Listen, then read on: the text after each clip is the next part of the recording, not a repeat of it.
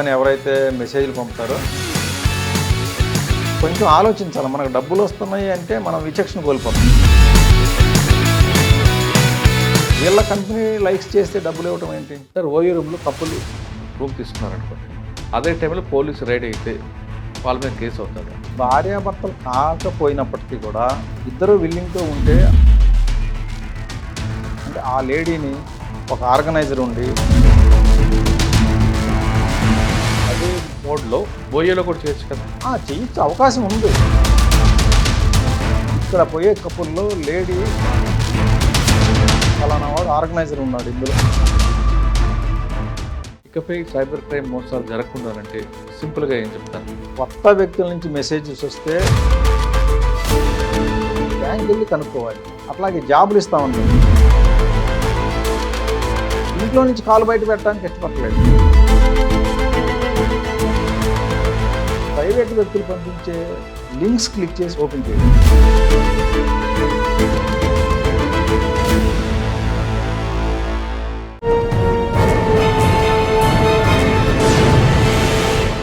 Welcome to crime diaries. ఈ వారం మన guest cyber crime security wing ACP KVM Prasad గారు. ఇప్పుడు ఎక్కడ చూసినా సరే సైబర్ క్రైమ్ జరుగుతుంది. తెలంగాణ రాష్ట్రం కాదు, మొత్తం ఇండియా మొత్తం మీద సైబర్ క్రైమ్ జరుగుతుంది. కానీ తెలంగాణలో మాత్రం సైబర్ క్రైమ్ రిపోర్ట్ అవుతున్నాయి, దానికి తగ్గట్టు కేసులు అవుతున్నాయి. కాబట్టి దీనికి సెపరేట్ వింగ్ ఒకటి ఏర్పాటు చేసి దీనికి ఒక డీజీ పోస్ట్ కూడా క్రియేట్ చేసి ఒక డైరెక్టర్గా పెట్టారు. శిఖా గోయల్ మేడం డైరెక్షన్లో జరుగుతున్న ఈ టీం ఎలా వర్క్ చేస్తుంది, ప్రస్తుతం తెలంగాణ రాష్ట్రంలో జరుగుతున్న ట్రెండింగ్ క్రైమ్ ఎలా ఉంది, సామాన్యుడు దాంట్లో బలి కాకుండా ఉండాలంటే ఏం చేయాలనే విషయాన్ని సార్ అంటే తెలుసుకుందాం. సార్ నమస్తే అండి. నమస్తే సార్. ఇప్పుడు వాడు కనబడ్డు, కనీసం కత్త కానీ కర్ర కానీ ఏది వాడకుండా సింపుల్గా ఫోన్ చేసి వాడిని కొట్టేస్తున్నాడు అవతల వాడికి. ఆ కొట్టడం కూడా వాడికి ఎంత ఈజీ అయితే అంతవరకు మ్యాక్సిమం దోచేస్తున్నాడు. అందులో బలైన వాళ్ళు ఎక్కువ మంది కూడా సామాన్యులు, అదేవిధంగా ఏజ్ పర్సన్ బలవుతున్నారు. ముఖ్యంగా చెప్పాలంటే బాగా చదువుకున్న వాళ్ళు ఎక్కువ మంది బలవుతున్నారు. నేరం చేసే వ్యక్తి మాత్రం చాలా తక్కువ శాతం చదువుకుంటున్నాడు. ఇంతకుముందు గతంలో మనం క్రైమ్ చూసుకుంటే వాళ్ళు రావడం, కొట్టడం, బెదిరించడం అనేది ఉండేది. కానీ ఇప్పుడు ఏం కనపడకుండా, మనిషే కనపడకుండా నేరాలు చేస్తున్న ఈ క్రైమ్ని కంట్రోల్ చేయాలంటే ఏం చేయాలి? ముఖ్యంగా ఇప్పుడు తెలంగాణ రాష్ట్రంలో జరుగుతున్న ట్రెండింగ్ క్రైమ్ ఏమున్నాయి, అందులో రికవరీ అవ్వాలంటే ఏం చేయాలి, కాకుండా అసలు మనం అందులో పోకుండా ఉండాలంటే ఏం చేయాలి? ఇప్పుడు ఏంటంటే ఇంతకు ముందు క్రైమ్కి ఇప్పుడు క్రైమ్కి చాలా తేడా ఉంది. ఇంతకు ముందు ఏంటంటే ఎక్కువ మంది ఇండియన్సే ఈ క్రైమ్ చేసేవాళ్ళు, మనీ అంతా కూడా ఇండియాలోనే తిరిగేది. అలా నైజీరియన్స్ కూడా ఇండియాలో ఉండి చేసేవాళ్ళు. ఇండియా నుంచి ముందు ఇక్కడ కలెక్ట్ చేసుకొని తర్వాత బట్టలు కొనటము లేకపోతే హవాలా ద్వారా ఆ విధంగా నైజీరియా పంపించారు. ఇప్పుడు ఏంటంటే ఎక్కువ క్రైమ్ చైనీస్ చేస్తున్నారు. చైనీస్ కూడా ఇక్కడ ఉండకుండా Cambodia, Burma, Vietnam, Singapore, Philippines ఈ కంట్రీస్లో ఉండి చేస్తున్నారు. వేరే కంట్రీస్లో ఉండి చేయటం వల్ల మన డబ్బులను ఏంటంటే క్రిప్టోలో వాళ్ళకి చేరేటట్లుగా చేస్తున్నారు, క్రిప్టో కరెన్సీ. అందువల్ల ఏంటంటే ఇప్పుడు ఒక్కసారి డబ్బులు పోతే రికవరీ చేయడం చాలా కష్టంగా ఉండేది. ఇంతకుముందు ఏంటంటే ఇండియాలో తిరిగేది కాబట్టి మనం మెయిన్ ఫ్రాడ్స్టర్ ఎవరో వాళ్ళని పట్టుకోగలిగితే అతని నుంచి రికవరీ చేసే అవకాశం ఉండేది. ఇప్పుడు మెయిన్ ఫ్రాడ్స్టర్స్ని అరెస్ట్ చేయడం చాలా కష్టం అయిపోయింది, ఎందుకంటే మన దేశంలోనే ఉండలేదు కాబట్టి రికవరీ అనేది చాలా కష్టమైపోతుంది. ఓకే. దీంట్లో ప్రస్తుతానికి ఏంటంటే trending frauds business investment fraud. ఈ బిజినెస్ ఇన్వెస్ట్మెంట్ ఫ్రాడ్స్లో రెండు రకాలు ఉన్నాయి. ఒకటేమో ట్రేడింగ్ ఇన్వెస్ట్మెంటు, ఒకటేమో అదర్ ఇన్వెస్ట్మెంట్. అదర్ ఇన్వెస్ట్మెంట్లో ఏంటంటే మనకు ఒక వాట్సాప్ మెసేజ్ వస్తుంది, I am the CEO of so company, we're offering part time job, one can earn 5,000 to 6,000 per day for details అని ఒక లింక్ ఇస్తారు. ఆ లింక్ క్లిక్ చేస్తే డైరెక్ట్ వాట్సాప్కి తీసుకుపోతుంది అనమాట, వాట్సాప్ చాట్కి. దాంట్లో డీపీ ఒక అందమైన మోడల్ లాంటి అమ్మాయి ఉంటుంది. అది చూడంగానే వీళ్ళు ఆ అమ్మాయి ఏదో ఒక హ్యారీ అని, మేరీ అని సంథింగ్ పేర్లు రాస్తారు. ఈ పేర్లు ఆ ఫోటో చూడంగానే చాలా వరకు జెంట్స్ కొంతవరకు అట్రాక్ట్ అవుతారు. మామూలుగా అటువంటి మెసేజ్లు నెగ్లెక్ట్ చేసేయాలి. మనకి కొత్త వాళ్ళ నుంచి వచ్చిన మెసేజ్లు అసలు పట్టించుకోకూడదు. కానీ ఇట్లా ఒక బ్యూటిఫుల్ గర్ల్ డీపీ పెట్టుకొని CEO of so and so company, ఆ కంపెనీల పేర్లు కూడా ఏంటంటే ఇండియాలో ఎగ్జిస్టింగ్ ఉన్న కంపెనీల పేర్లు చెప్తారు ఎక్కువ. ఇట్లా చెప్పేసరికి 5,000 to 6,000 అనగానే అట్రాక్ట్ అవుతారు. ఈ అట్రాక్ట్ అయిన తర్వాత ఈ వాట్సాప్ చాట్లో కనుక మనం హాయ్ అని పెడితే చాలు, do you want to earn money or do you want to do some part time job అని చెప్పి అడుగుతారు. ఎస్ అన్నామంటే వాళ్ళు మనకు ఎక్స్ప్లెయిన్ చేస్తారు ఈ జాబ్ ఎలా ఉంటుందని. This is very simple job, మేము కొన్ని లింక్ పంపుతాం, ఆ లింకులు క్లిక్ చేసి యూట్యూబ్ వీడియోస్ వస్తాయి, వాటిని లైక్ చేసి స్క్రీన్ షాట్ తీసి మాకు పంపించండి, that is your task, for every click you will get 50 rupees అంటారు. లేదు కొన్ని మా కంపెనీ వస్తువులు మేము మార్కెట్ చేయాలి, అవి సేల్ చేసి ఆ స్క్రీన్ షాట్లు తీసి మాకు పెడితే సరిపోతుంది అని చెప్తారు. ఇట్లా రకరకాల టాస్క్స్ ఉంటాయన్నమాట. ఈ టాస్కులు చెప్పి ఫస్ట్ 3 లింకులు పంపుతారు. ఆ లింకులు పంపి వీళ్ళు వాటిని ప్లే చేసి లైక్ చేసి స్క్రీన్ షాట్స్ తీసి పంపగానే you have completed your task, you have got 150 rupees. To claim this 150 rupees please contact our receptionist over telegram ID అని చెప్పి ఒక టెలిగ్రామ్ ఐడి ఇస్తారు.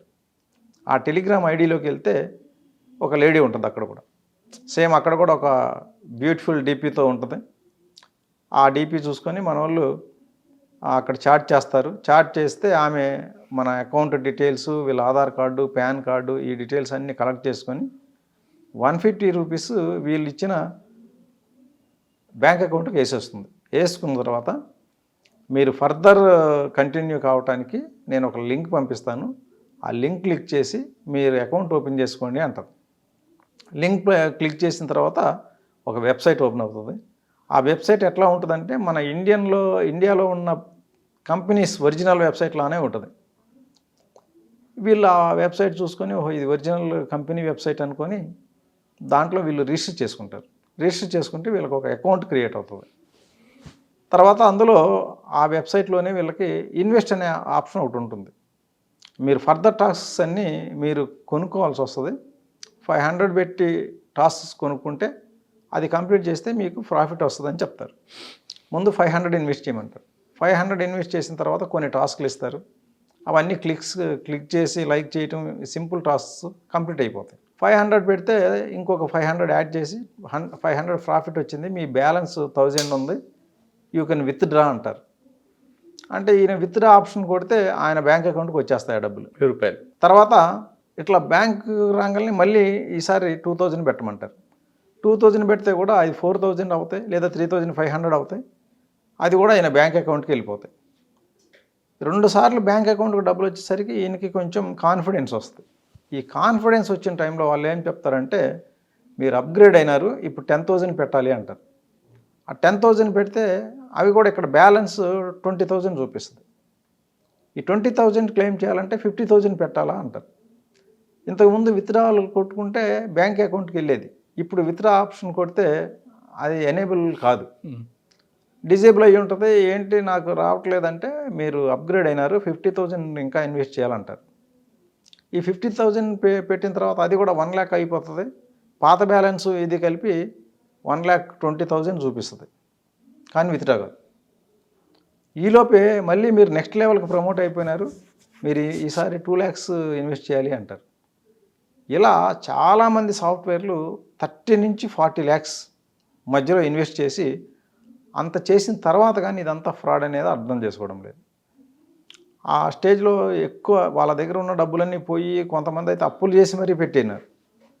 అప్పులు చేసి డబ్బులు పోగొట్టుకున్న తర్వాత అప్పుడు వచ్చి కంప్లైంట్లు ఇస్తున్నారు. ఈ type of business investment fraud ఇది.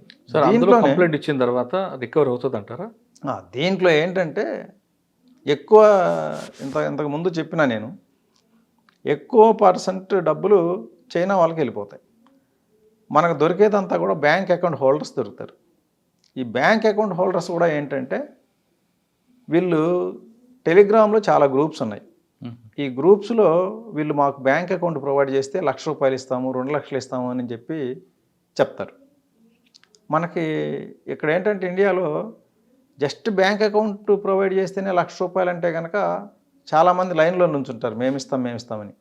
అదేవిధంగా ఈ టెలిగ్రామ్ ఛానల్స్లో మేము ప్రొవైడ్ చేస్తామని చెప్పి పోటీ ఉంది. ఈ టెలిగ్రామ్లో అకౌంట్స్ ప్రొవైడ్ చేసేవాళ్ళు అప్రోచ్ అయ్యి వాళ్ళు ఏం చేస్తారంటే వాళ్ళ సొంత అకౌంట్ ప్రొవైడ్ చేయకుండా ఏదో అనామకుల చేత ఓపెన్ చేయించి వాడికి ఒక 5,000 10,000 ఇచ్చి ఓపెన్ చేయిస్తారు. ఓపెన్ చేయించి ఆ అకౌంట్ని తెచ్చి ఇక్కడ టెలిగ్రామ్లో పరిచయమైన వ్యక్తికి అప్పచెప్పేస్తారు. ఇతను ఫస్ట్ ఏమో ₹1,00,000 2,00,000 ఇస్తామని చెప్పి ఒప్పుకుంటారు. తర్వాత ఒక 20,000 ఇచ్చి తర్వాత ట్రాన్సాక్షన్ అయ్యే కొద్ది ఇస్తామంటారు. తర్వాత 1-2 డేస్లోనే హ్యూజ్ ట్రాన్సాక్షన్స్ అయిపోతాయి, ఆ అకౌంట్ క్లోజ్ అయిపోద్ది. అకౌంట్ క్లోజ్ అయిపోయింది నేను ఏమనంటారు. అదొక టైప్ ఆఫ్ చీటింగ్. ఫైనల్గా ఎవిడెన్సెస్ అన్నీనేమో అకౌంట్ హోల్డర్ మీద వస్తాయి. కాబట్టి ఎవరైనా సరే ఈ టెలిగ్రాముల్లో అక్కడెక్కడ అప్రోచ్ అయిన వాళ్ళకి అకౌంట్లు ప్రొవైడ్ చేయకూడదు. అకౌంట్లు ప్రొవైడ్ చేస్తే కనుక ఆ అకౌంట్ హోల్డరు ప్లస్ దానికి మధ్యవర్తిగా వర్తించిన ఏజెంటు వీళ్ళిద్దరు ఏంటంటే ఇండియాలోనే ఉంటారు, వీళ్ళు ఎక్కడికి బారు. కానీ వాడు టెలిగ్రామ్లో ఎక్కడి నుంచి అప్రోచ్ అయింది వీళ్ళకి తెలియదు. వాడు చైనా నుంచి అప్రోచ్ కావచ్చు, కంబోడియా నుంచి అప్రోచ్ కావచ్చు, దుబాయ్ నుంచి అప్రోచ్ కావచ్చు. కానీ వీళ్ళు బలవుతారు. మనకేంటంటే ఎవిడెన్స్ మాత్రం అకౌంట్ హోల్డర్ మీద ఎక్కువ ఉంటుంది. ఎందుకంటే వాడి అకౌంట్లో డబ్బులు పోతున్నాయి, ఆ అకౌంట్ కేవైసీ డాక్యుమెంట్స్ అన్నీ అతని పేరు మీద ఉంటాయి. నీ అకౌంట్కి డబ్బులు వచ్చినాయి, నువ్వు జుమిదారి, నీవు అది ఏం చేసావు చెప్పు అంటే కొన్నిసార్లు తెలుస్తుంది, కొన్నిసార్లు తెలియదు కూడా అతనికి. ఎక్కడ పోయింది చెప్పడం కష్టం, ఎందుకంటే హ్యాండ్లింగ్ అంతా వేరే వాళ్ళు చేస్తారు. ఈ ఏజెంట్ ఎవరైతే ఉన్నాడో వీళ్ళు ఇంటర్నెట్ బ్యాంకింగ్ యూజర్ ఐడి పాస్వర్డ్లు వాళ్ళకి అమ్మేసుకుంటారు ఈ టెలిగ్రామ్ ఛానల్లో ఉన్న వాళ్ళకి. కాబట్టి ఎక్కడి నుంచో ఆపరేట్ అవుతాయి అవి. ఓకే, ఏమేమి ఆపరేషన్ జరుగుతుందో కూడా వీళ్ళకి సరిగ్గా అవగాహన ఉండదు. కానీ ఫ్రాడ్కి వాడుతున్నారు అనేది మాత్రం తెలుసు. కానీ ఇప్పుడు మీరు చెప్పినట్లుగా అకౌంట్ ప్రొవైడ్ చేస్తున్నాడు కానీ మధ్యవర్తి మీదుగా కేసులు అవుతాయా? ఖచ్చితంగా అవుతాయి. మనం ఇప్పుడు ఎక్కువ మంది పట్టుకొని రిమైండ్ చేస్తున్నంత ఇటువంటి వాళ్ళని. ఏంటంటే మనం క్రైమ్ ఆపాలి అంటే ఇది తప్పదు. లేదంటే మనం వీళ్ళకి అరెస్టులు చేయకపోతే ప్రతి వాళ్ళు ఏం కాదు, ఎవరు అకౌంట్లు ప్రొవైడ్ చేసిన ఏం కాదు, డబ్బులు వస్తున్నాయి కాబట్టి మనం అకౌంట్లు కూడా ప్రొవైడ్ చేసేయచ్చని తెలిసి కూడా, ఎందుకంటే ఈ అకౌంట్ని ఫ్రాడ్లెంట్ యాక్టివిటీస్లో వాడతారని తెలిసి కూడా అందరూ అకౌంట్స్ ఇస్తున్నారు. సార్, ఈ క్రైమ్లో వెళ్ళకుండా ఉండాలంటే ఏం చేయాలి? ఒకవేళ మోసపోతే రికవరీ అవుతుందా అవదా? రికవరీ అంటే ఫాస్ట్గా కనుక కంప్లైంట్ చేస్తే మనం 1930 ద్వారా లేదు cybercrime.gov.inలో ఫాస్ట్గా కనుక కంప్లైంట్ చేసినట్లయితే దాంట్లో బ్యాంక్ నోడల్స్ అందరూ ఉంటారు కాబట్టి ఈ అకౌంట్లోంచి డబ్బులు ఎక్కడికి పోయినాయి ఆ అకౌంట్ని ఫ్రీ చేస్తారు.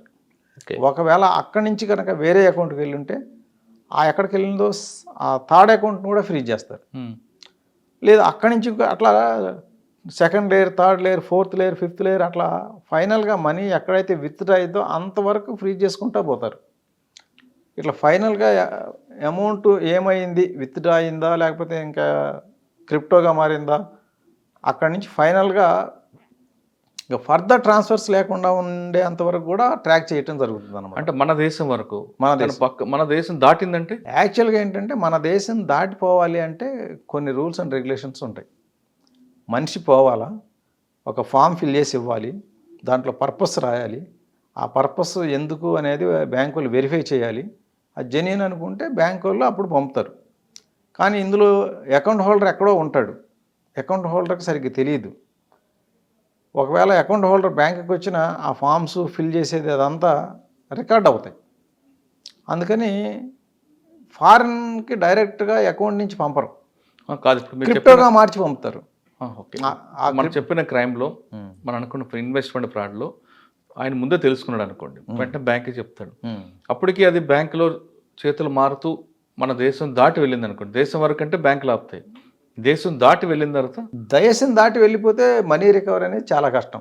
ఓకే, ఎందుకంటే ఇప్పుడు ఫర్ ఎగ్జాంపుల్ దుబాయ్ పోయింది, దుబాయ్ పోతే దుబాయ్కి మనకి ట్రీటీ ఉంది. ఆ ట్రీటీ ద్వారా తెలుసుకోవాలి అంటే చాలా పెద్ద కేసెస్, 200 కోట్లు 300 కోట్ల ఫ్రాడ్స్ అయితే మనం మన కంట్రీ తరపు నుంచి వాళ్ళకు రిక్వెస్ట్ పంపించి అక్కడ మన టీం పోయి ఇన్వెస్టిగేట్ చేసుకుంటానికి, లేదా మన ఫైల్ అంతా వాళ్ళకి పంపిస్తే వాళ్ళే ఇన్వెస్టిగేట్ చేసి ఫైనల్గా ఎవరి అకౌంట్లోకి పోయింది, ఎవరు కల్ప్రిట్స్ అనేది తేల్చి వాళ్ళని మనకి ఎక్స్ట్రాడిషన్ ట్రీటీ ఉన్న కంట్రీస్ అయితే మనకి ఆ ముద్దాయిల్ని పట్టుకొని మన దేశానికి అప్పచెప్తారు. అంటే ముద్దాయిలో వస్తారా లేదా రికవరీ కూడా ఉంటుంది అంటారా? వాళ్ళు అక్కడ ఆ బ్యాంకుల్లో మనీ అట్లా ఉంటే కనుక అది రికవరీ చేసుకోవచ్చు, అచ్చా. ఫ్రీజ్ చేస్తారు. అంటే చిన్న చిన్న అమౌంట్లు అయితే దానికి లేదు. కానీ ఇప్పుడు అక్కడ నుంచి కూడా తీసేస్తే కష్టం. ఇప్పుడు చిన్న ₹1,00,00,000 ఎవరైనా ₹1,00,00,000 పోయినాయి. ఈ ₹1,00,00,000కి ఈ ప్రొసీజర్ అంతా నడపడం అనేది చాలా ఇబ్బందికరమైన విషయం. సార్ అసలు ఆ క్రైమే జరగకుండా ఉండాలంటే ఏం చేయాలండి? క్రైమే జరగకుండా ఉండాలి అంటే ఈ పార్ట్ టైం జాబ్ అని ఎవరైతే మెసేజ్లు పంపుతారో ఈ అమ్మాయిల డీపీలు పెట్టుకొని వాటిని ఇమ్మీడియట్గా డిలీట్ చేయాలి.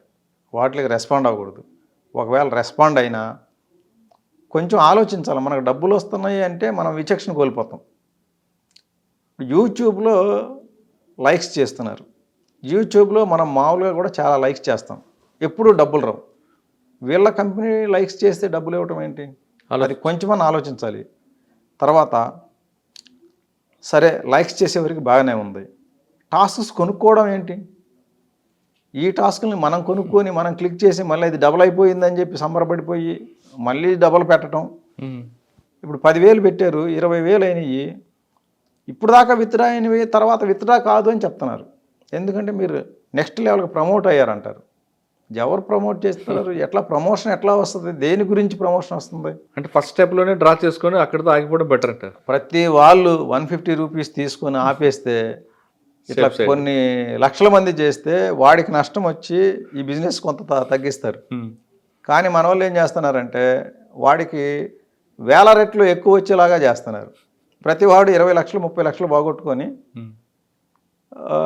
వాడికి ₹150తో ఆపేసే వాళ్ళు 100 మంది ఉంటే 20 to 30 lakhs పోగొట్టుకునే వాళ్ళ సంఖ్య ఇంకా అంతకంటే ఎక్కువ ఉంది. దానివల్ల వాళ్ళకి ఇది హ్యాపీ బిజినెస్ అని చెప్పేసి రోజు రోజుకి ఇంకా పెంచుతున్నారు. సార్ ఇన్వెస్ట్మెంట్ ఫ్రాడ్లో తెలంగాణలో ఎన్ని కంప్లైంట్ రిజిస్టర్ అవుతాయి, ఎంత ప్రాపర్టీ లాస్ అయింది? మనకి ఈ చైనీస్ ఫ్రాడ్స్ అన్నిట్లో కలిపి పర్ డే తెలంగాణ నుంచి 3 to 4 crores పోతుంది. ఈ ఇన్వెస్ట్మెంట్లో సెకండ్ టైప్ ఇంకోటి ఉంది. ఈ సెకండ్ టైప్లో ఇట్లా 20-30 lakhs కాదు, 5 to 10 crores లాగేస్తున్నారు. దీంట్లో ఏంటంటే ఇప్పుడు మనకి ఇండియన్ మార్కెట్లో ఐపీఓస్ ఏ కంపెనీ రిలీజ్ చేస్తుంది అబ్జర్వ్ చేస్తారు. ప్రస్తుతం మనకి బజాజ్ వాళ్ళు రిలీజ్ చేసినారు. ఈ బజాజ్ వాళ్ళు ఒరిజినల్ బజాజ్లో కొనాలి అనుకుంటే మనం డీమాట్ అకౌంట్ నుంచి కొనాలి. బజాజ్ వెబ్సైట్ ఉంది. ఎవరైనా సరే షేర్లు కొనాలి అంటే మనం డైరెక్ట్ కొనడానికి రాదు. షేర్ మార్కెట్లో ఏంటంటే ఏజెంట్స్ ఉంటారు, రిజిస్టర్డ్ ఏజెంట్స్. ఆ రిజిస్టర్డ్ ఏజెంట్స్ ద్వారా కొనాలి. వాళ్ళు మనకు ఒక డీమాట్ అకౌంట్ క్రియేట్ చేస్తారు. డీమాట్ అకౌంట్ క్రియేట్ చేసి మన డైరెక్షన్ మీద మనం వాళ్ళకి మెయిల్ పెడితే నాకు ఈ కంపెనీ షేర్స్ ఒక 1000 కావాలి, 100 కావాలి అని చెప్పి మనం మెయిల్ పెడితే మనకు ఒక అకౌంట్ ఓపెన్ చేస్తారు వాళ్ళ ఏజెంట్ కంపెనీలో. ఆ అకౌంట్కి డబ్బులు పంపాలి. డబ్బులు పంపితే ఆ డబ్బులకు సరిపడా ఆ షేర్లు కొని మన డీమాట్ అకౌంట్లో పెడతారు వాళ్ళు. దానికి వాళ్ళకి ఆ బ్రోకింగ్ కంపెనీస్ అంటారు వాటిని. వాటికి కొంచెం బ్రోకరేజే వస్తుంది. అదంతా అఫీషియల్, దీంట్లో ఏం మోసం ఉండదు. కానీ ఇప్పుడు వీళ్ళకి ఏంటంటే సేమ్ బజాజ్ కంపెనీ లాగా ఇప్పుడు గోల్డ్మెన్ సాక్స్ కంపెనీ అని చెప్పేసి, మ్యాన్ కంపెనీ అని ఒకటి, ఐసిఐసిఐ సెక్యూరిటీసు, వీటి మీద చాలా పెద్ద పెద్ద ఫ్రాడ్లు చేసినారు. అంటే రీసెంట్గా ఈ కంపెనీస్ అన్నీ కూడా ఐపీఓస్ రిలీజ్ చేసినాయి. అయితే వీళ్ళు ఈ ఇన్వెస్ట్మెంట్ ట్రేడింగ్లో ఎవరైతే ఉంటారో వాళ్ళందరికీ మెసేజ్లు పంపుతారు. మెసేజ్లు పంపి మేము ఇన్వెస్ట్మెంట్ అడ్వైజర్స్ని, మా కంపెనీ అడ్వైసెస్ తీసుకుంటే కనుక మీకు చాలా హ్యూజ్ ప్రాఫిట్స్ వస్తాయని చెప్పేసి మెసేజెస్ పంపి తర్వాత ఐసిఐసిఐ తరపున మేమే చూస్తాము, బ్రోకరేజ్ అంతా మా కంపెనీనే చూస్తుంది. ఐసిఐసిఐ సెక్యూరిటీస్ తీసుకుంటే కనుక మీకు ఫస్ట్ 100 షేర్ ఉంటే కనుక అది ₹50కి ఇప్పిస్తాం మీకు. నెక్స్ట్ డే మార్నింగ్ మీరు కొన్న తెల్లారే అది ₹100 చొప్పున మార్కెట్లో ఉంటుంది. అయితే దీనికి తక్కువ షేర్లు కొంటే కంపెనీ ఒప్పుకోదు. ఓకే, ఈ షేర్లు కొనాలి, ఇట్లా ₹50 ఆఫర్ కావాలి అంటే కనుక హ్యూజ్ అమౌంట్ కొనాలి. ఒక 50 lakhs అబోవ్ కొంటే కనుక మీకు ఈ ఆఫర్ వస్తుందని మభ్య పెడతారు. వీళ్ళు అది నిజమేనా నమ్మేసేసి 50 lakhs ఒకసారి తీసుకుంటాడు. మొన్న ఒక ఆయన కూకట్పల్లిలో ఉండే ఒక అతను ఇలా 4 కంపెనీస్లో ఒక్క కంపెనీలోనే 7.5 crores పెట్టేసినాడు. ఇట్లా 4 కంపెనీస్కి ఒకేసారి ముందు ఇట్లా ట్రేడింగ్ అని చెప్పి ట్రేడింగ్ ఎక్స్పర్ట్స్ మేము అడ్వైజర్స్ అని చెప్పి అప్రోచ్ అయ్యారు. తర్వాత మా దగ్గర ఈ కంపెనీ ఉంది ఆ కంపెనీ ఉందని చెప్పి 4 కంపెనీస్ తరపున 4 అప్రోచ్ అయ్యారు. 4 అప్రోచ్ అయితే ఈయన 4 నమ్మేశాడు. ఆ 4 కూడా వీళ్ళకి వెబ్సైట్ లింక్స్ పంపించారు. ప్రతి కంపెనీలో ఈయన లింక్ క్లిక్ చేసి ఈయన అకౌంట్ ఓపెన్ చేసుకొని షేర్లు కొనటం మొదలుపెట్టినారు. కొనటం మొదలుపెట్టేసి మొత్తం ఒక దాంట్లో 7.5 కోటి, ఒక దాంట్లో 3.5 కోటి, ఒక దాంట్లో 1 కోటి, ఒక దాంట్లో 1.5 crore, అలా మొత్తం 12 crores పెట్టాడు. 12.3 crore పెట్టిన తర్వాత అప్పుడు కానీ ఆయనకి అర్థం కాలే. 12 కోట్లు పెట్టిన తర్వాత కూడా ఇంకా పెట్టమని అడుగుతున్నారు. ఎందుకంటే ఆ వెబ్సైట్లో కనబడుతుంది ఈయన పెట్టిన 12 కోట్లకి 30 crores చూపిస్తున్నారు ప్రాఫిట్స్. ఓకే, ఇవన్నీ కలిపి 30 crores వచ్చేసినాయి అని చెప్పి 30 crores ఆయన దగ్గర ఉన్నట్లే ఫీల్ అయిపోయినాడు. విత్డ్రా కావట్లా, అమ్ముకోవడానికి రావట్లా. ఫస్ట్ ఇనీషియల్గా ఏంటంటే కొంచెం అమౌంట్స్ పెట్టి అవి ఆయనకి అమ్ముకుంటే ప్రాఫిట్స్ వచ్చేటట్లు చేసినారు. ఆ ప్రాఫిట్ని అకౌంట్లోకి వచ్చేటట్లు చేశారు. ఆయన కాన్ఫిడెన్స్ వచ్చింది, ఓ ఇది జెన్యునే ఉందంతా, మనం కొంటే ప్రాఫిట్ వస్తుంది, ప్రాఫిట్ మన అకౌంట్లోకి వచ్చేస్తుంది కాబట్టి మనం కొనచ్చు అని చెప్పేసి ఈ విధంగా 12 కోట్లు అంత పెద్ద అమౌంట్ పెట్టేసిన తర్వాత చాలా వరకు అప్పులు చేసి మరీ తీసుకొచ్చి పెట్టినారు. ఎందుకంటే ఈ గ్రీడీనెస్ అనేది main ingredient of cyber crime. Greediness లేని వాళ్ళకి సైబర్ క్రైమ్ బారిన పడేది తక్కువ. రెండోది ఏంటంటే ఫియర్. మనం సరైన అవగాహన లేకపోవటం వల్ల క్రైమ్ మీద ఎవరో ఒకళ్ళు మనకి ఫోన్లు చేసి భయపెడితే ఆ ఫియర్తో డబ్బులు వేయటం. ఈ ఇన్వెస్ట్మెంట్ కాకుండా నెక్స్ట్ స్టెప్ ఏంటంటే ఈ ఫియర్ తోటి క్రిమినల్ ఇంటిమిడేషన్ అనొచ్చు దీన్ని. వాళ్ళు ఏం చేస్తారంటే ఫస్ట్ కాల్ చేస్తారు. అది ఎట్లాగంటే రికార్డెడ్ కాల్లా వస్తుంది. ఇదేదో నిజమైన పోలీస్ డిపార్ట్మెంట్ వాళ్ళు కాల్ చేస్తున్నారు అని నమ్మించడానికి మామూలు కాల్స్ అయితే క్రిమినల్స్ చేస్తారని చెప్పేసి ఐవీఆర్ కాల్ లాగా వస్తుంది. వచ్చిన తర్వాత మీరు ఒకటి నొక్కండి అంటారు. ఒకటి నొక్కగానే ఒక అతను వచ్చి మేము ముంబై క్రైమ్ బ్రాంచ్ నుంచి మాట్లాడుతున్నాం, మీ ఫోన్ నంబర్ ఇదే కదా, అవునంటారు. అయితే మీ ఫోన్ నంబర్ ఇంకొక ఫోన్ నంబర్ కూడా తీసుకున్నారు, మీ ఆధార్ను బట్టి తీసుకొని మీ ఆధార్ను వాడి చాలా హ్యూజ్ స్కేల్ మనీ లాండరింగ్ అయ్యింది. ఒక ఫోన్ నంబరు తర్వాత ఒక బ్యాంక్ అకౌంట్ ఓపెన్ చేసినారు. కెనరా బ్యాంక్లో మీ సేమ్ పేరు, మీ ఆధార్, మీ పాన్ కార్డ్ డీటెయిల్స్ వాడి ఒక అకౌంట్ ఓపెన్ చేసి దాన్ని మనీ లాండరింగ్కి ఉపయోగిస్తున్నారు. కాబట్టి మీ మీద ఇక్కడ కేసు బుక్ అయింది, మీరు అర్జెంటుగా ముంబై రండి అంటారు. కేసు బుక్ అయింది అనగానే వీళ్ళకి భయం వేస్తుంది. అర్జెంటుగా ముంబై రండి అంటే ఇప్పుడు నేను రాలేను. ఎక్కువ వీళ్ళు ఏంటంటే ఏజ్డ్ పీపుల్ని టార్గెట్ చేస్తున్నారు. ఏజ్డ్ పీపుల్ ఏంటంటే వాళ్ళు fag and of the age service అయిపోయిన తర్వాత ఇక ముసలితనం గడపటానికి సర్వీస్లో సంపాదించిందంతా కూడా ఏదో ఒక రూపంలో డిపాజిట్ చేసుకొని పెట్టుకుంటారు. In the form of shares లేకపోతే in the form of fixed deposits. అవునండి, ఇలా బ్యాంక్స్లో సెక్యూర్ చేసుకొని పెట్టుకుంటారు. ఫ్యూచర్ ఇబ్బంది రాకుండా ఉండటం కోసం వాళ్ళ సేవింగ్స్ అన్నీ కూడా సేవ్ చేసుకొని పెట్టుకుంటారు. అటువంటి వాళ్ళని టార్గెట్ చేస్తున్నారు. వాళ్ళకి ఇట్లా బెదిరించి మీ మీద కేసు బుక్ అయింది, అర్జెంటుగా ముంబై రండి అంటారు. ముంబై రమ్మంటే వీళ్ళ ఉన్న పలంగా ముంబై రమ్మంటే కష్టం కదా. మేము ఇప్పుడు రాలేమండి, మాకు చాలా మాకు ఏజ్ సహకరించదు అంటే, అయితే మీకు స్కైప్ వీడియో కాల్లో మేము మీ స్టేట్మెంట్ రికార్డ్ చేయాలా అంటారు. వీళ్ళు సరే ఒప్పుకుంటారు. ఎందుకంటే తప్పదు, పోలీస్ డిపార్ట్మెంట్ అంటున్నారు, మీ మీద కేసు బుక్ అయింది అంటున్నారు, చాలా భయపెట్టేశారు కాబట్టి ఒప్పుకుంటారు. ఆ ఒప్పుకున్న తర్వాత వీడియో కాల్ చేస్తారు. ఒక పోలీస్ ఆఫీసర్ డ్రెస్లో ఒక అతను ఉంటాడు. అతను ఫేస్ చూయించకుండా కవర్ చేసుకుంటూ మాట్లాడుతుంటాడు వీళ్ళతో. ఒక సైడ్ నుంచి యూనిఫామ్ ఉంటుంది. వీళ్ళు చూసి అమ్మో యూనిఫామ్ ఉంది, పోలీస్ ఆఫీసరే అనుకుంటారు. ఇలా యూనిఫామ్లో మాట్లాడుతూ మీరు మనీ లాండరింగ్లో ఉన్నారు కాబట్టి ఇందులో బ్యాంక్ అఫీషియల్స్ కూడా ఇన్వాల్వ్ ఉంది, మీరు ఈ విషయం మేము క్రైమ్ బ్రాంచ్ నుంచి కాల్ చేసిన విషయం ఎవ్వరికి చెప్పకూడదు, ఇది కేసు సిబిఐ దగ్గర ఉంది అని చెప్పి ఇంకొక అతనికి ట్రాన్స్ఫర్ చేస్తారు. కాల్ సిబిఐ ఆఫీసర్ ట్రాన్స్ఫర్ చేస్తున్నామని.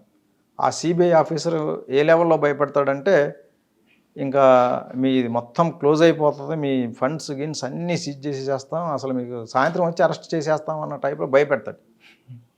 భయపెట్టి మీ ఇప్పటి వరకు మీరు సేవ్ చేసిన ఎన్నెన్ని ఉన్నాయి లిస్ట్ చెప్పండి అంటాడు. వీళ్ళు అమాయకంగా వీళ్ళు సేవ్ చేసిన మొత్తం లిస్ట్ చెప్పేస్తారు. అవన్నీ రాసుకున్న తర్వాత ఇప్పుడు మేవన్నీ 5 కోట్లు వచ్చినాయి, ఈ 5 కోట్లు మేము ఆర్బీఐ అకౌంట్స్ ఇస్తాం 3, ఆ 3 ఆర్బీఐ అకౌంట్స్కి ట్రాన్స్ఫర్ చేయాలి. ట్రాన్స్ఫర్ చేసిన తర్వాత మేము వెరిఫై చేస్తాం మనీ లాండరింగ్లో ఉన్నవా లేవా అనేది. వెరిఫై చేసిన తర్వాత మీరు ఏమి ఇన్వాల్వ్మెంట్ లేదు అనుకుంటే వాపస్ చేస్తాం, లేకపోతే మీరు కేసు ఫేస్ చేయాల్సి వస్తుంది. ఆ కేసు అంతా ట్రయల్ అయిన తర్వాత వస్తాయి డబ్బులు, అప్పటి వరకు డబ్బులు రావని చెప్పి భయపెట్టి, మా దగ్గర బ్యాంకులో పెద్ద ఏం లేవు, మేమన్నీ ఫిక్స్డ్ డిపాజిట్ చేసామంటే ఇమ్మీడియట్లీగా ఆ ఫిక్స్డ్ డిపాజిట్లన్నీ బ్రేక్ చేసి మీ అకౌంట్లో వేసుకొని మేము ఇచ్చే 5-6 అకౌంట్లకు ట్రాన్స్ఫర్ చేయండి అంటారు. ఇవన్నీ ఆర్బీఐ అకౌంట్స్ అని చెప్తారు. అవన్నీ ఏంటంటే ఆ ట్రేడర్స్ ఈ ట్రేడర్స్ అని ప్రైవేట్ అకౌంట్స్, కరెంట్ అకౌంట్స్ ఉంటాయి. కరెంట్ అకౌంట్లకి అసలు ఆర్బీఐకి సంబంధం ఏంది అనేది ఎవరు ఆలోచించడం లేదు, ఎందుకంటే వీళ్ళు కొంచెం ఏజ్డ్ పీపుల్. తర్వాత ఈ భయంతో ఉంటారు. పోలీసు ఏదో మనీ లాండరింగ్ కేసు అంటున్నారు, ఇదేదో ఇంటర్నేషనల్ లాండరింగ్ అంటున్నారు, తర్వాత నరేష్ గోయల్ ఇన్వాల్వ్మెంట్ ఉంది ఇందులో అంటున్నారు. ఇట్లా పెద్ద పెద్ద మనీ లాండరింగ్ వ్యక్తుల పేర్లు చెప్తారు. చెప్పేసేసి ఎవరైతే న్యూస్లో ప్రముఖంగా మనీ లాండరింగ్లో ఉంటారో వాళ్ళ పేర్లు చెప్పి వాళ్ళతో ఇన్వాల్వ్మెంట్ ఉంది ఈ అకౌంట్ అంటారు. ఇలా చాలా పెద్ద స్కేల్ ఇన్వాల్వ్ అయిపోయి ఉంది మీ అకౌంటు, అది ఇంకా మీ ఇష్టం అని చెప్పి భయపెడతారు. ఇట్లా భయపెట్టి ఆ ఉన్న అమౌంట్ మొత్తాన్ని వాళ్ళు ఇచ్చిన ఒక 5-6 అకౌంట్లకు ట్రాన్స్ఫర్ చేయించుకుంటారు. ట్రాన్స్ఫర్ చేయించుకున్న తర్వాత ఇక వీళ్ళ దగ్గర ఏం లేవు, అన్నీ అయిపోయిన తర్వాత కట్ చేసి పడేస్తారు. అప్పుడు మనకు తెలుస్తుంది.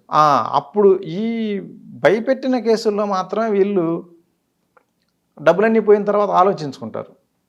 ఆలోచించుకున్నాక ఇదేంటి ఇట్లా అయిందని అప్పుడు చెప్తారు. వాళ్ళకి చెప్తే, అరే ఏంటిది మనీ లాండరింగ్ ఏంటి, మీకు మనీ లాండరింగ్కి ఏం సంబంధం, మీరెందుకు భయపడాలా అని ఎవరో కొంచెం ధైర్యం చెప్తే అప్పుడు వచ్చి కంప్లైంట్ చేస్తున్నారు.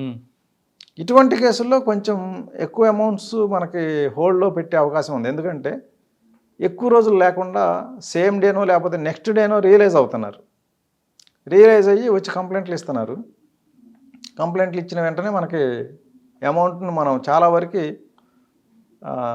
ఫ్రీజ్ చేయగలుగుతున్నాం. అసలు కంప్లైంట్ ఇవ్వకుండా ఉండాలంటే ఏం చేయాలండి? అసలు కంప్లైంటే ఇవ్వకుండా ఉండాలంటే ఇటువంటి కాల్ ఎప్పుడైతే వచ్చిందో వెంటనే పోయి లోకల్ పోలీస్ స్టేషన్లో కంప్లైంట్ ఇవ్వాలి. రైట్. ఇట్లా అసలు నాకు నా సర్వీస్ అంతా ఇట్లా ఫెయిర్గా నడిచింది, ఇప్పుడు ఎవడో ఫోన్ చేసి నాకు మనీ లాండరింగ్ అంటున్నాడు, ఇది పక్కా ఫేక్ కాలే, లేదు మీరు వెరిఫై చేయండి అని చెప్పి లోకల్ పోలీస్ స్టేషన్లో అప్రోచ్ అవ్వాలి. ఓకే. మనం ఎవరు ఏది చెప్పినా భయపడిపోతే కనుక ఈ లోకంలో బతకడం కష్టమవుతుంది. సార్, కొంతమందికి ఏజ్డ్ పర్సన్స్కి ముంబై పోలీస్ అంటూ లేదంటే కోల్కతా పోలీస్ అని కాల్ చేస్తూ, మీరు ఆల్రెడీ డిజిటల్ అరెస్ట్ చేసాం, మీరు బయటికి రాలేరు, డిజిటల్ అరెస్ట్ లేకుండా ఉండాలంటే పలానా అమౌంట్ ఏంటంటే ఒక కాల్స్ వస్తున్నాయి. అది ఇవే ఇప్పుడు నేను చెప్పిన ఈ ట్రేడింగ్ ఫ్రాడ్లోనే ఈ డిజిటల్ అరెస్ట్ ఏంటండి? డిజిటల్ అరెస్ట్ అంటే ఏం లేదు, ఫోన్లో అరెస్ట్ చేయటమే. మీరు చెప్తున్నారు కదా ఇక్కడ ఆల్రెడీ కేసు బుక్ అయిందని, ఇప్పుడు మీరు డిజిటల్ అరెస్ట్లో ఉన్నారు అంటే మా పర్మిషన్ లేకుండా మీరు ఎక్కడికి కదలటానికి కూడా లేదు. డిజిటల్ అరెస్ట్ అంటే అది. మీరు ఎవరితో మీ కుటుంబ సభ్యులతో కూడా మాట్లాడటానికి లేదు. ఎందుకంటే మీరు ఎప్పుడు కూడా ఈ కాల్ కనెక్ట్లోనే ఉండాలి. మేము ఏదైతే వీడియో కాల్ చేసామో ఆ కాల్ కట్ చేశారంటే మీరు అరెస్ట్ అయిపోతారు. మేము ఫిజికల్గా వచ్చి అరెస్ట్ చేస్తాం. అంటే అంతవరకు డిజిటల్ అరెస్ట్, అంతవరకు కూడా డిజిటల్ అరెస్ట్. మేము చెప్పే వరకు డిజిటల్ అరెస్ట్ కొనసాగుద్ది. ఈ లోపు మీరు కనుక మీ ఇంట్లో అదర్ ఫ్యామిలీ మెంబర్స్ తోటి లేదా బ్యాంక్ మేనేజర్స్ తోటి వాళ్ళతో వీళ్ళతో మాట్లాడినారు అంటే కనుక డిజిటల్ అరెస్ట్ పోయి ఫిజికల్ అరెస్ట్ అవుతుంది. అసలు చేసుకోరా డిజిటల్ అరెస్ట్ అంటే? చేసుకుంటే ఏం చేసుకుంటారు, ఏం చేసుకోలేదు. డిజిటల్ అరెస్ట్ అనేది ఏముంటుంది చెప్పండి? నిజంగా డిజిటల్ అరెస్ట్ అనేది ఉందా? అదే ఊరికే మాటల్లో భయపెట్టడానికి డిజిటల్ అరెస్ట్ అనేది.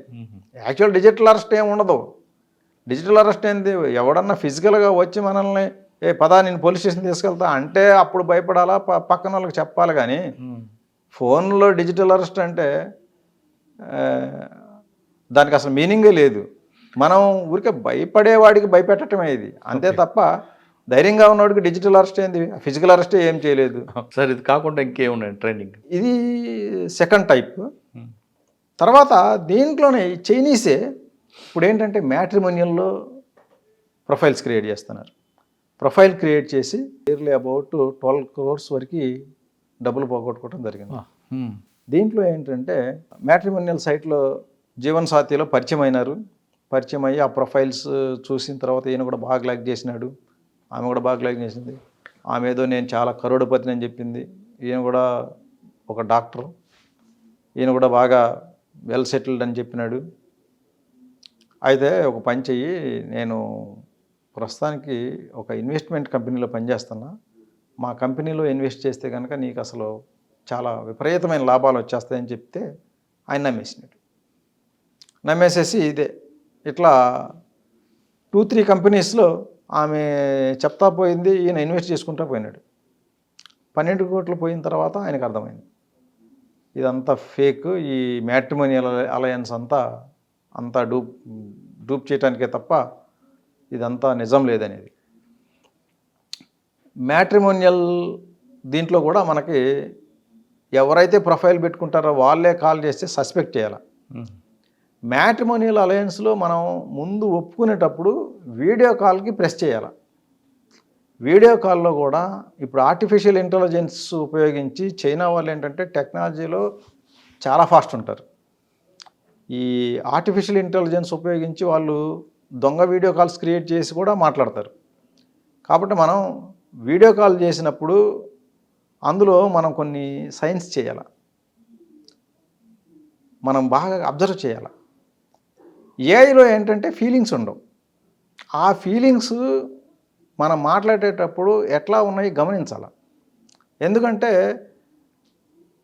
మన ఫీలింగ్కి అనుకూలంగా ఉండే ఫీలింగ్స్ ఏఐ కూడా చేయగలుగుతుంది. కానీ మనం మామూలుగా మాట్లాడేటప్పుడు హాయ్ ఒకసారి నీ చెయ్యెత్తు అనాల. చెయ్యెత్తు అంటే ఆర్టిఫిషియల్ ఇంటెలిజెన్స్తో దానికి అంటే బాగా అడ్వాన్స్డ్ ఆర్టిఫిషియల్ ఇంటెలిజెన్స్ ఉంటే తప్ప లేకపోతే చేయలేరు. అది లెఫ్ట్ హ్యాండ్ ఎత్తు, రైట్ హ్యాండ్ ఎత్తు, ఇట్లా మనం కొన్ని ఇవి చేయటం వల్ల ఇది ఆర్టిఫిషియల్ ఇంటెలిజెన్స్ కాదు, మనం రియల్ వ్యక్తితోనే మాట్లాడుతున్నామని కన్ఫర్మ్ చేసుకోవచ్చు. దొంగలైతే కనుక ఖచ్చితంగా మనం చెప్పిన పనులు చేయలేరు, అసలు వీడియో కాల్ ఒప్పుకోరు. ఈ చైనీస్లో కూడా నేను చూసిన కేసుల్లో అసలు ఒక్కళ్ళు కూడా వీడియో కాల్ మాట్లాడాలి, వీడియో కాల్కి ఒప్పుకోరు అసలు వాళ్ళు. ఎందుకంటే వీడియో కాల్ ఒకవేళ ఒప్పుకున్నా కూడా టైం చెప్పి ప్లాన్ చేస్తారు. ఇట్లా మనం చెప్పేటప్పుడు ఏంటంటే వీడియో కాల్స్ అట్లా ప్లాన్ చేసే టైం ఇవ్వకుండా సడన్ కాలింగ్ చేయాలి.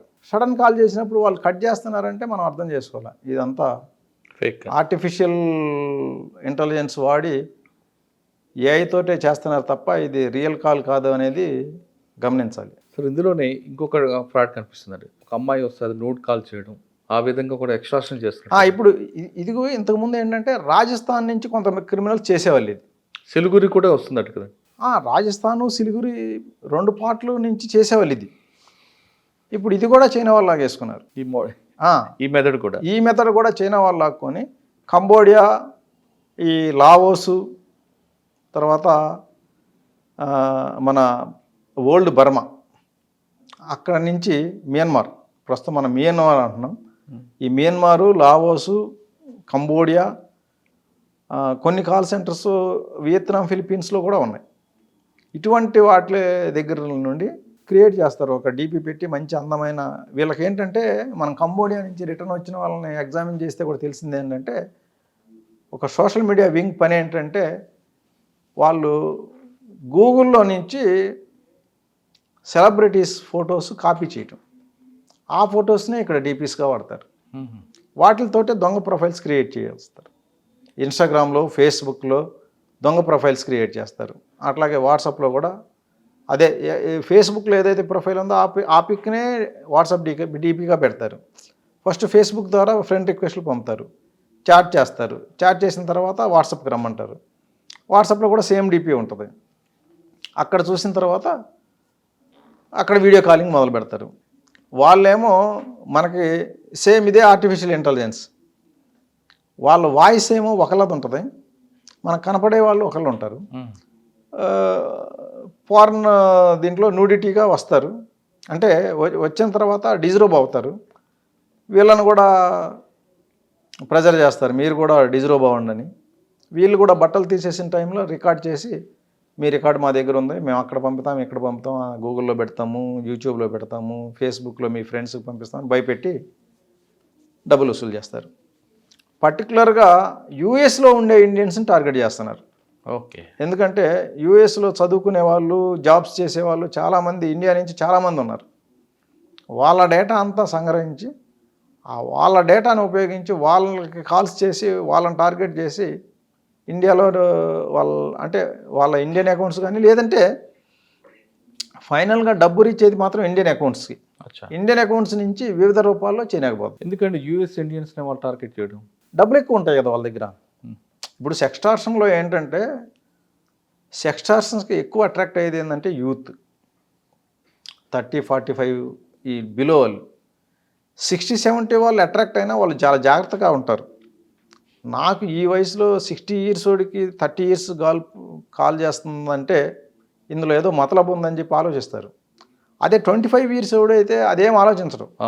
నేను ఎంగున్నా, నాకు కాకపోతే ఇంకెవరికి కాల్ చేస్తారు వీడియో కాల్స్ అని చెప్పి. వాళ్ళు ఏంటంటే, నేను ఎంగున్నా కాబట్టి నాకు అట్రాక్ట్ అయిపోయి ఉంటారులే, అందుకనే వీడియో కాల్కి ఒప్పుకున్నారని అనుకుంటాడు. ప్లస్ వీళ్ళకి ఏంటంటే యూఎస్లో ఉండే వాళ్ళకి ఇండియాలో ఉన్న 25 years వాళ్ళ దగ్గర డబ్బులు ఉండవు. వాళ్ళకి అప్పుడే జాబులు వచ్చి ఉంటాము, లేకపోతే ఇంకా జాబులు రాకుండా జాబ్ కోసం ఎత్తుక్కునే సెర్చ్లో ఉంటాం, ఇట్లా ఉంటుంది. యూఎస్లో ఉండే వాళ్ళు ఏంటంటే వాళ్ళంతా జిఆర్ఈ రాసిపోవాలి. జిఆర్ఈ రాసిన వాళ్ళంతా కూడా బ్రైట్ స్టూడెంట్స్ ఉంటారు.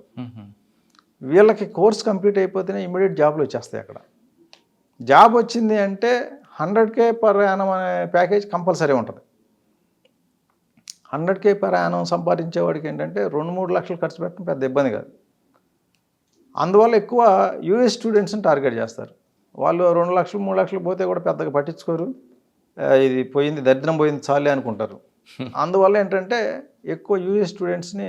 ప్లస్ ఇంకొకటి, యూఎస్ నీ డబ్బులు ఎక్కడికి వేసినావు అంటే ఇండియన్ అకౌంట్ క్లోజ్. యూఎస్లో ఎవరు పట్టించుకోరే కదా, కంప్లైంట్ తీసుకుంటారే కానీ నీ డబ్బులు ఎక్కడికి పోయినాయి అదర్ కంట్రీస్కి పోయిందంటే ఆ కేసు అంతే సంగతి. సార్ యూఎస్లో ఇండియన్ ఈ విధంగా మోసపడి అనుకోండి, ఆయన అక్కడ కంప్లైంట్ ఇవ్వాలా, డబ్బులు ఇక్కడికి వచ్చాక కాబట్టి ఇక్కడ కంప్లైంట్ ఇవ్వాలా? మన ఇండియన్ అకౌంట్స్కి వేసినారు కాబట్టి ఇక్కడ కంప్లైంట్ ఇస్తేనే మనం అకౌంట్ హోల్డర్ మీద యాక్షన్ తీసుకుంటానికి ఉంటుంది. అకౌంట్ హోల్డర్ని పట్టుకోవచ్చు. తర్వాత అసలు ఆ అకౌంట్లో పడిన డబ్బులు ఎక్కడ పోయినాయి అనేది ఎంక్వైరీ చేస్తాం. విక్టిమ్ అక్కడ ఉంటాడు కదా యూఎస్లో. విక్టిమ్ ఉన్నా సరే ఇండియన్ లా ప్రకారం మనం కంప్లైంట్ ఇక్కడ ఇవ్వచ్చు. అక్కడ ఇవ్వచ్చు, ఇక్కడ ఇవ్వచ్చా, లేదా అక్కడే కూడా ఇవ్వచ్చు. అక్కడ ఇవ్వటం వల్ల ఏమీ యాక్షన్ ఉండదు. ఒకటే, డబ్బులు ఎక్కడ పోయినాయి ఇండియా అకౌంట్, ఇండియాకి క్లోజ్. కాల్ ఎక్కడి నుంచి వచ్చింది? ఇండియా నుంచి రావచ్చు, లేదా అదర్ కంట్రీస్ నుంచి రావచ్చు. Other country close. అమెరికా నుంచి కాకుండా బయట కంట్రీస్ నుంచి కాల్స్ రిసీవ్ చేసుకున్నావు, మోసపోయావు అంటే అది నీ తప్పి అంటారు అక్కడ. ఎవడ చేయమన్నాడు? ఈ బోర్డర్లో ఎన్ని కంప్లైంట్ వస్తుంటాయి అంటే తక్కువ. ఎందుకంటే మనకి అమెరికాలో మోసపోయిన వాళ్ళు మళ్ళీ తలకాయ నొప్పి అంతా ఎందుకులే ఇక్కడ పోలీస్ దాకా పోవటం అని చెప్పేసి ఎవరు కంప్లైంట్ చేయడం లేదు. ఇవి కానీ మన దగ్గర ఉంటాయి ఈ తరహా నేరాలు. మన దగ్గర చాలా ఉన్నాయి. రాజస్థాన్ వాళ్ళు చేస్తున్నారు ఎక్కువ. రాజస్థాన్, ఈ సిలిగురి వాళ్ళు, కొంతమంది ఇప్పుడు బీహార్ వాళ్ళు కూడా తయారైనారు. వీళ్ళు చేస్తున్నారు. వీళ్ళు చేసేవి లోకల్గా చేసే ఫ్రాడ్స్ ఉన్నాయి. అందులో పెద్ద అమౌంట్స్ పోయేది తక్కువ, చాలా రేర్గా. కానీ 10 lakhs 20 lakhs. రీసెంట్గా ఒక అతను ఇట్లాగే వీడియో కాల్ వచ్చింది, మాట్లాడాడు. ఈయన కూడా కొంత డిజరోబ్ అయ్యి ఈయన ప్రైవేట్ పార్ట్స్ వాళ్ళు క్యాప్చర్ చేయడం జరిగింది. చేసిన తర్వాత అంతా అయిపోయింది. ఇనీషియల్గా డబ్బులు ఏమంటే ఈయన నేను ఎందుకు వేస్తా అన్నాడు. అంటే ఇట్లా లాభం లేదని చెప్పేసి నెక్స్ట్ నేను ఢిల్లీ క్రైమ్ బ్రాంచ్ ఇన్స్పెక్టర్ని మాట్లాడుతున్నా, నువ్వు నీ ప్రైవేట్ పార్ట్స్ చూపించినావంట, ఈ అమ్మాయి సూసైడ్ చేసుకుంది, వాళ్ళ పేరెంట్స్ వచ్చినారు కంప్లైంట్ ఇవ్వడానికి అని ఒక డెడ్ బాడీ ఫోటో పంపించినారు. స్ట్రెచ్చర్ మీద ఉన్న ఒక ఫోటో పంపించి, మరి మర్డర్ కేసు బుక్ చేస్తాను నీ మీద, ఎందుకంటే నీ వాళ్ళే చనిపోయింది. ఇప్పుడు ఆ పేరెంట్స్కి 22 lakhs ఇస్తే వాళ్ళు ఒప్పుకుంటారంట, లేదంటే కేసు ఫైల్ చేయమంటున్నారు. మరి మర్డర్ కేసు ఫైల్ చేస్తే నీకు సాయంత్రం నువ్వు అరెస్ట్ చేయాల్సి వస్తుంది, ఆలోచించుకొని చెప్పండి. ఈయనకి ఇదేంటి మర్డర్ కేసు అంటున్నాడు, డెడ్ బాడీ ఫోటో పంపించాడు. ఆ డెడ్ బాడీ ఫోటో చూడంగానే నీకు భయం వేసింది, నిజంగానే సూసైడ్ చేసుకుందామని చెప్పి ఆ 22 lakhs పంపించేసినాడు. పంపించేసిన తర్వాత క్లోజ్ అయిపోయింది. తర్వాత మళ్ళీ కూడా అడిగినారు, ఇంకా ఈయనకు అర్థమైపోయింది ఇది 22 lakhs సెటిల్మెంట్ అని మళ్ళీ డబ్బులు అడగడం ఏంటని చెప్పేసి ఈయన కొంచెం గట్టిగా మాట్లాడితే ఇంకా వాళ్ళు కూడా క్లోజ్ చేసేసారు. ఆ తర్వాత వచ్చి కంప్లైంట్ ఇవ్వడం జరిగింది. ఇట్లా ఇక్కడ అటువంటి కంప్లైంట్ రిజిస్టర్ చేసిన తర్వాత రికవరీ ఉంటుంది అంటారా? ఇక్కడ రాజస్థానీస్ ఏంటంటే వితిన్ 5 minutes ఆ అకౌంట్ నుంచి వేరే అకౌంట్లో కొట్టేస్తారు. అక్కడి నుంచి 1 hourలో డబ్బులు డ్రా చేసేస్తారు. 26 lakhsని క్యాష్ డ్రా చేయడం కష్టం. అందుకని వీళ్ళ దగ్గర ఏంటంటే రాజస్థాన్ క్రిమినల్స్ దగ్గర అకౌంట్స్ సప్లై చేసే గ్యాంగ్స్ ఉన్నాయి.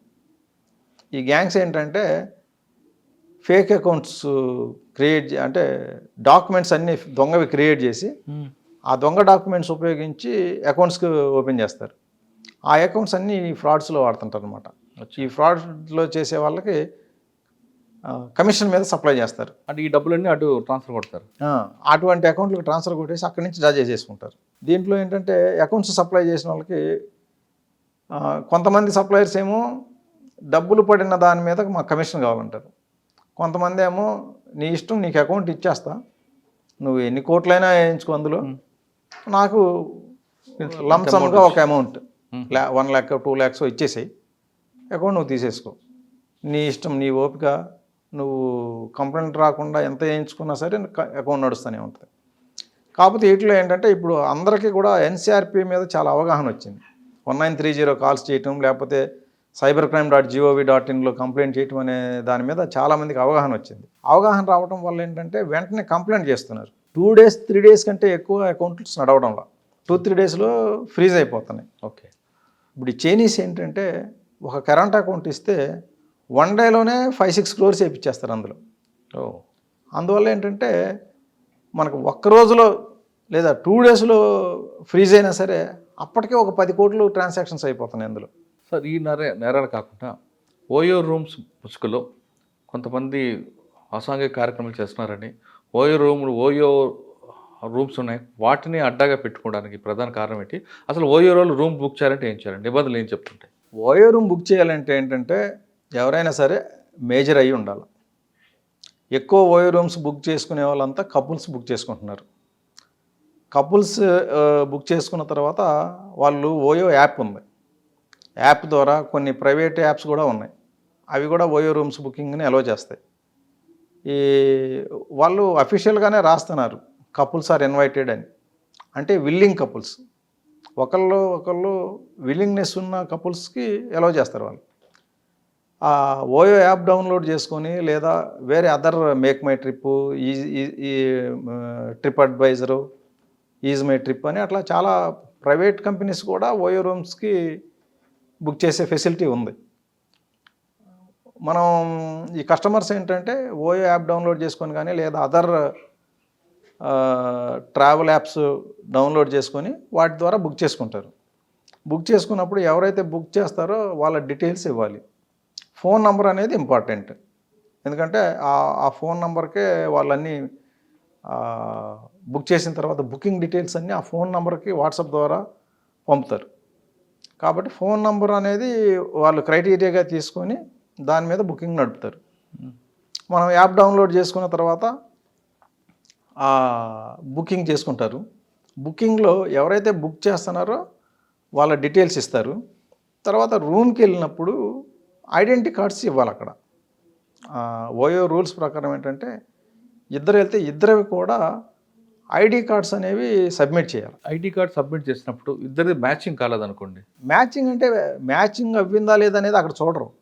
ఆధార్ కార్డు కావాలంతే. ఆధార్ కార్డు కావాలా, అది మ్యాచ్ అవుతుందా అవ్వదా అనేది వాళ్ళు ఏమి చెక్ చేయరు. కపుల్ ఆధార్ కార్డు కావాలి. కపుల్ అంటే ఇప్పుడు కపుల్స్ ఆర్ ఇన్వైటెడ్ అంటే they may not be married couples, any couple, కాబట్టి చెకింగ్ ఏమి ఉండదు దానికి. సార్, లోపలికి వెళ్ళిన తర్వాత అంటే బుక్ చేసుకు వెళ్ళిన తర్వాత ఇద్దరు సైన్ చేయాలి అక్కడ. కొంతమంది కొన్ని హోటల్స్ ఏంటంటే ఇద్దరు సంతకం తీసుకుంటారు, అంటే ఎవరి ఆధార్ కార్డు మీద వాళ్ళు సంతకం చేయాలి రూల్ ప్రకారం. కొంతమంది ఏంటంటే ఒకళ్ళ సంతకమే తీసుకుంటారు, కార్డులు మాత్రం ఇద్దరు తీసుకుంటారు. సార్ ఆ విధంగా వెళ్ళిన తర్వాత ఇద్దరు సంతకాలు చేయొచ్చు లేదా చేయకపోవచ్చు, కానీ అక్కడ ఇద్దరు ఆధార్ కార్డులు అయితే ఇవ్వాలి, ఇవ్వాల్సిందే కదా, ఏదో ఒక ఐడెంటిటీ కార్డు ఇవ్వాలి, ఇవ్వాల్సిందే. అక్కడ వెళ్ళిందంటే ఈ అమ్మాయి విల్లింగ్గా వెళ్ళినట్లుగానే మీనింగ్ వస్తుంది, అంతే కదా మరి. అంతే కదా. అక్కడ వెళ్ళిన తర్వాత రేప్ కేసు పెట్టే అవకాశం ఉంటుందా కొంతమందికి? కొంతమంది పెడుతుంటారా, చెల్లుతుంది అంటారా? ఓయో రూమ్స్లో అయితే అది కుదరదు. ఎందుకంటే ఓయో రూమ్లో ఐడెంటిటీ కార్డు ఇచ్చి వెళ్ళిన తర్వాత నేను అన్విల్లింగ్ అంటే మరి ఇక దానికి స్టోరీ క్రియేట్ చేయాల్సి వస్తుంది. ఏదో ఇక్కడ డిస్కషన్ చేద్దామని పిలిచినాడు, అది ఒప్పుకొని నేను కార్డు ఇచ్చినాను, అది ఇదేం చెప్తారు. ఇప్పుడు సమాజంలో ఒక ఇదేంటంటే ఓయో రూమ్కి పోయారు అంటేనే సెక్స్ చేయడానికి పోయారు అనే ఒక ఇది ఉంది, మెసేజ్ ఉంటుంది, మెసేజ్. మరి అట్లాంటప్పుడు నేను ఓయో రూమ్కి ఏదో డిస్కస్ చేయడానికి పోయినాను, ఆయన బిజినెస్ డీల్కి డిస్కస్ చేయడానికి రమ్మన్నాడు అందుకని పోయినాను అంటే that is meaningless. Sir OYO రూమ్లో కప్పులు రూమ్ తీసుకున్నారనుకోండి, అదే టైంలో పోలీసు రైడ్ అయితే వాళ్ళ మీద కేసు అవుతుందా? భార్యాభర్తలు కాకపోయినప్పటికీ కూడా ఇద్దరు విల్లింగ్తో ఉంటే దాంట్లో ఏం కేసు బుక్ చేయడానికి లేదు. కానీ దీంట్లో ప్రాస్టిట్యూషన్ యాంగిల్ ఉంటే కనుక, అంటే ఆ లేడీని ఒక ఆర్గనైజర్ ఉండి ఇతని దగ్గర డబ్బులు తీసుకొని సప్లై చేసి ఉండి ఈ మనీ యాంగిల్ దొరికితే కనుక మనం పీటా యాక్ట్ బుక్ చేయొచ్చు. అదే మోడ్లో ఓయోలో కూడా చేయొచ్చు కదా? చేయొచ్చు, అవకాశం ఉంది. కాకపోతే ఏంటంటే మనకు ఆ ఇన్ఫర్మేషన్ ఉండాలి.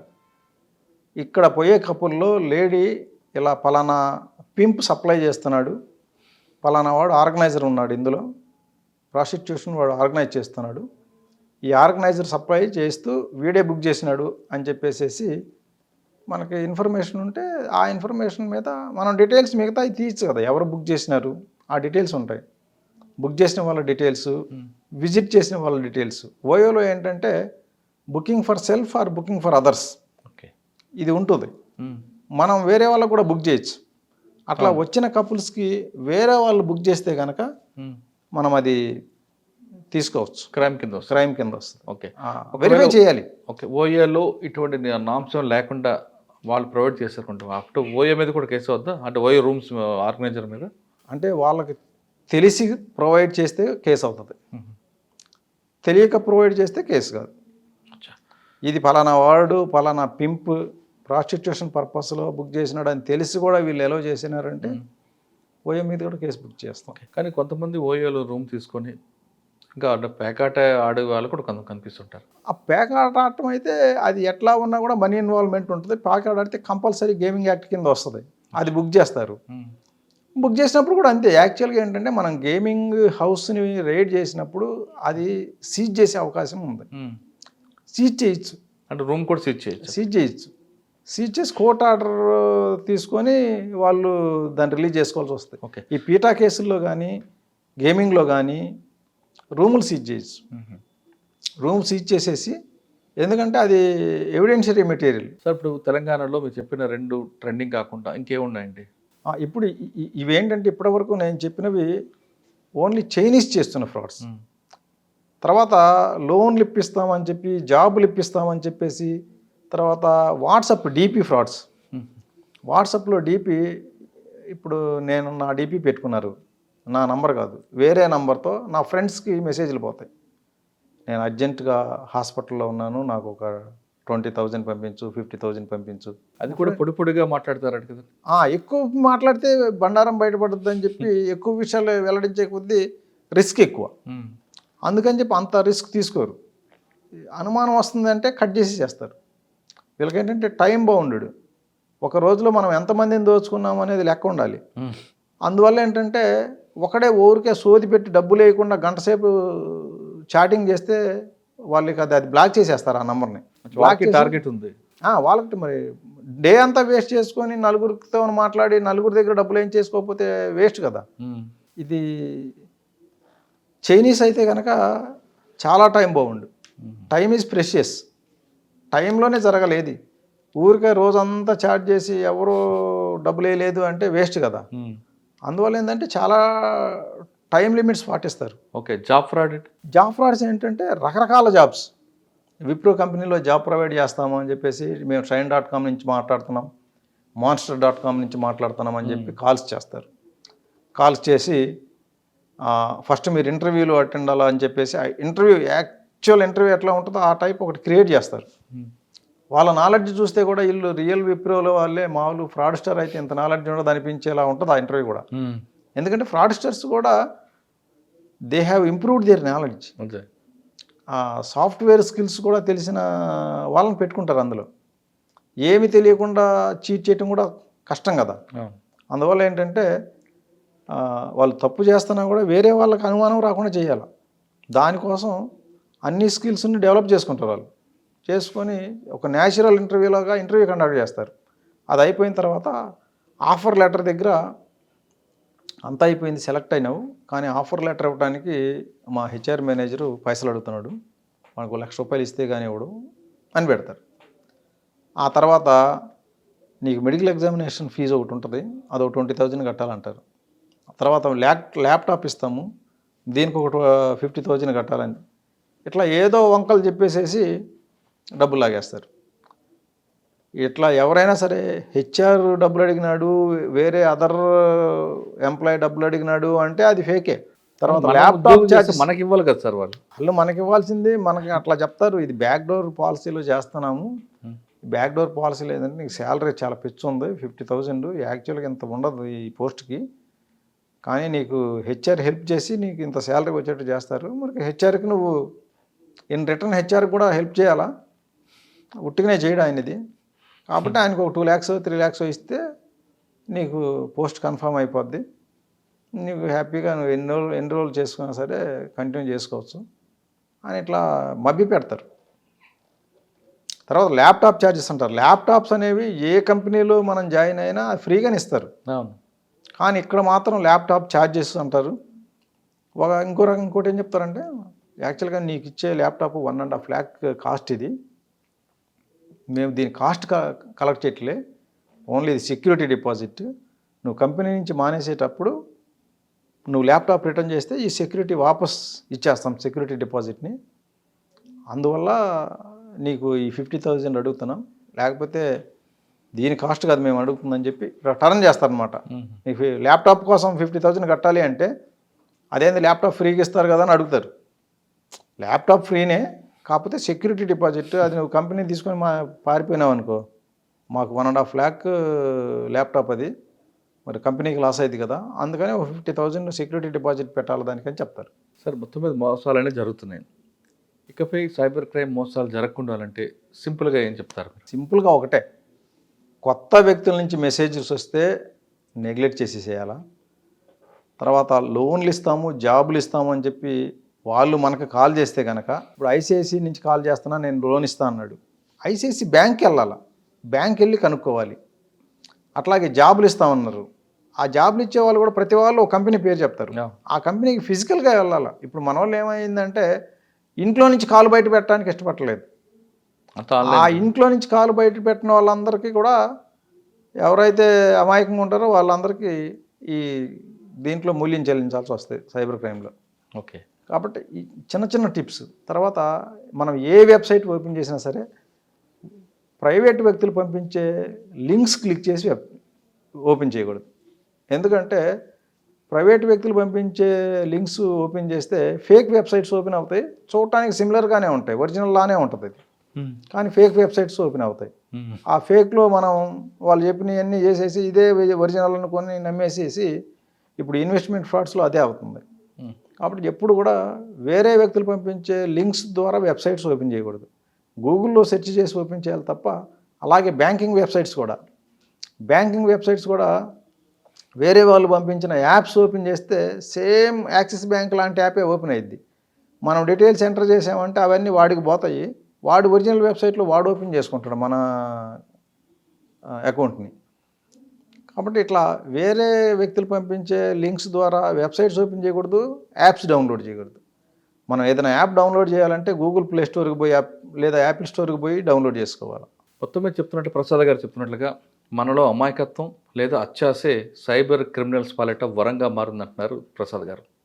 కొత్త వ్యక్తులు ఎవరైనా మెసేజ్ పంపినా, లింక్స్ పంపినా, లేదా గుర్తు తెలియని వ్యక్తులు ఎవరైనా వీడియో కాల్ చేసినా అవన్నీ మీరు ఇక్కడ కూడా టచ్ చేయకుండా దాన్ని డిలీట్ చేసే చాలా బెస్ట్ అంటూ చెప్తున్నారు. లేదా మీరు కూడా సైబర్ క్రిమినల్స్ విసిరిన హంటర్ నెట్లో పడి మీరు విలువలా కొట్టుకునే అవకాశం కనిపిస్తున్నట్టు చెప్తున్నారు.